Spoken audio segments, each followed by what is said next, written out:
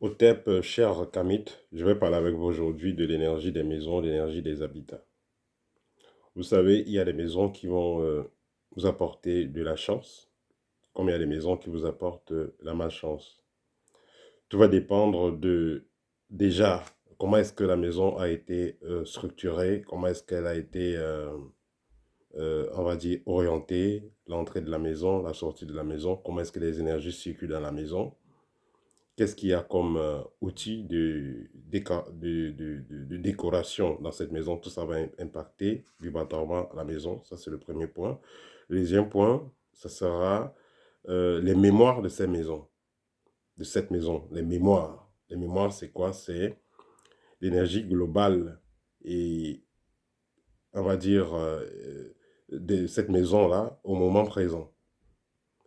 Donc, tout ce qu'il y a eu comme action, tout ce qu'il y a comme expérience énergétique dans cette maison, tout ça va laisser dans ce qu'on appelle les mémoires. Je vais prendre le cas, par exemple, il y a eu décès dans une maison, il y a eu avortement dans une maison, il y a eu des personnes qui étaient en dépression, ainsi de suite. Ces maisons-là, finalement, aura une mémoire très lourde. S'il y a eu des bons événements dans une maison, par exemple, il y a eu l'essence et puis il y a quelqu'un là qui faisait des rituels positifs, voilà, cette maison aura des bonnes énergies. Il y aura des bonnes présences dans cette maison-là. Donc, il est impératif de faire attention, euh, de bien choisir la maison dans laquelle vous allez vivre, parce que tout ça va influencer votre aura, votre rayonnement, ça va influencer votre avenir. C'est pourquoi, comme je l'ai dit au départ, il y a des maisons qui vont vous apporter de la chance et il y a des maisons qui vous apportent de la malchance. Alors, comment reconnaître donc une maison qui a une lourde mémoire, une maison qui n'est pas bonne au niveau énergétique? Déjà, dans cette maison-là, vous rêvez très mal. Vous avez des cauchemars tout le temps, vous avez des attaques tout le temps. Dans cette maison-là, vous avez des bruits, vous avez des présences, parfois vous sentez des odeurs bizarres. Tout ça, c'est des signes qui montrent que la maison n'est pas bonne. Parfois même, il y a des déplacements.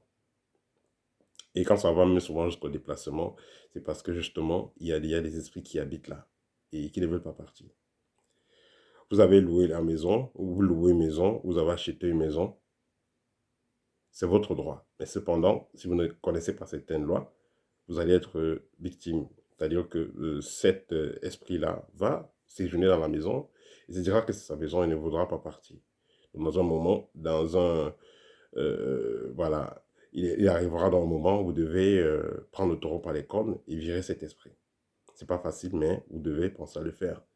Quand c'est les esprits des morts, c'est souvent un peu plus difficile par rapport à juste un esprit de la nature, parce qu'il y a aussi les esprits de la nature qui peuvent venir chez vous. Il n'y a pas que les esprits des morts qui dérangent, il y a aussi les esprits de la nature. Vous pouvez aller dans la forêt ou aller dans un musée ou un endroit particulier. Vous pouvez même aller dans un cours d'eau et choper un esprit là-bas qui vous suit et décider de venir habiter chez vous. Vous avez le cas, par exemple, aussi d'une personne qui est dans une confrérie, dans une loge, qui va faire dans une maison, il va faire un temple, un sanctuaire, et pendant des années, il va coopérer avec les esprits. Et cette personne décède. Tant que la maison n'a pas été démagnétisée, le portail est ouvert, le portail astral est ouvert, et ces entités vont continuer à venir. Voilà, s'il avait l'habitude de nourrir certaines entités, étant chez lui, s'il a l'habitude de nourrir certaines entités, et la personne décède, ces entités-là vont venir essayer de se recharger, de se nourrir toutes seules. Donc, si vous êtes là, vous serez dans la proie, vous serez donc vampirisé, jusqu'à ce que vous décidez que tout ça s'arrête. Alors, quelle est la solution? La solution, c'est vous allez commencer par faire le nécessaire pour chasser cet esprit, mais si ça continue, vous allez me contacter et nous allons faire un programme par rapport à ça. Alors, les choses de base que vous devez faire, c'est déjà, quand vous prenez une maison nouvellement, c'est déjà se débarrasser de certains objets suspects. Vous avez par exemple des miroirs que vous avez trouvés dans la maison, surtout si c'est dans la chambre, au salon. Il y a des miroirs pouvez les changer. Si c'est par exemple un mur, il y avait un miroir particulier là, on ne peut pas faire le mur sans ce miroir. Vous pouvez changer le miroir. Ou alors vous remplacez par un tableau. Les tableaux bizarres, les masques bizarres, vous vous en débarrassez. Parce que ça peut aussi être considéré comme des portails. Vous avez pris une maison nouvellement, la position des fauteuils, voilà, si vous n'êtes pas à l'aise, vous pouvez changer la position des fauteuils. L'idéal même que je conseille, quand vous aurez les moyens, vous changez les fauteuils et vous changez le lit, ou alors les lits, les matelas, vous changez tout ça. Parce que c'est les endroits qui captent beaucoup plus les énergies.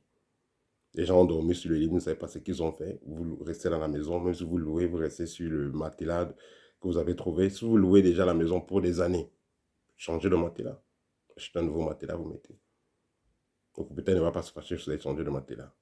Bon, il peut refuser peut-être que vous changez les fauteuils, mais il y a des maisons où vous louez, vous apportez vous-même vos meubles. Il y a des maisons où vous allez louer et les meubles sont déjà là, vous ne pouvez rien changer. Donc ça dépend. Alors, comme méthode de purification, avant de purifier, mettez d'abord de l'eau. Donc prenez le temps de débarrasser de l'objet suspect, comme j'ai dit. La prochaine étape pour purifier, ça sera très simple. Vous pouvez prendre du sel noir et du charbon noir. Vous allez mettre ça dans de l'eau de mer et vous allez les poser dans les angles de la maison. Vous pouvez prendre des bouteilles de 1,5 litre, vous les coupez à moitié et vous allez remplir donc ce nécessaire-là. Et vous allez les poser sur les angles de la maison. Vous allez laisser ça 7 jours et puis vous allez jeter. Vous allez observer si la paix ne vient pas, vous refaites encore pareillement, ainsi de suite. Vous pouvez faire ça jusqu'à 3 fois pour que toutes les mauvaises énergies soient absorbées et vous allez vider.